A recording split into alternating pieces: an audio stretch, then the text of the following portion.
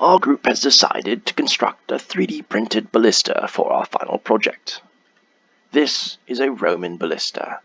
Utilizing two sets of powerful twisted sinews, this Roman ballista allowed artillerymen to launch projectiles for long distances by cranking back the arms with the winch and firing the projectiles forward with the use of a sliding cart.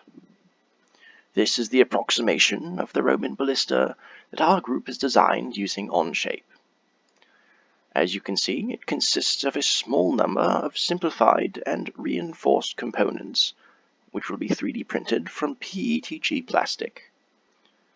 As the slider moves back and forth, you can see the corresponding movements of the winch, as well as the slider and the arms. This is an image of the ballista from multiple angles. On the left-hand side, you can see a boosted board-riding male holding back the winch. This winch is attached to the carriage by way of a white pushpin which can be removed for firing. On the right side, you can see the proud mother ballista nestled up against her flock of yellow projectiles. These projectiles are constructed from a soft Play-Doh and construe very little risk for passers-by or other creatures.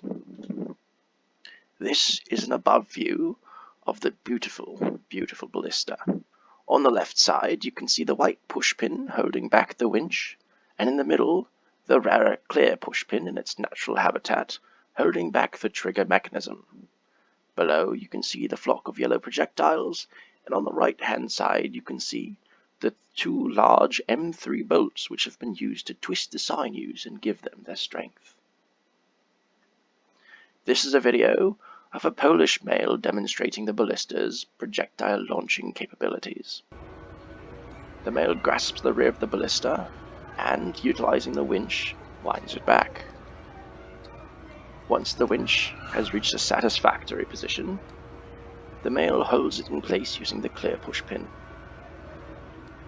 Reaching delicately, in a moment, for one of the ballista's young, the male places it onto the carriage, and, once the ballista has been aimed, the male grasps the white pushpin and pulls to fire.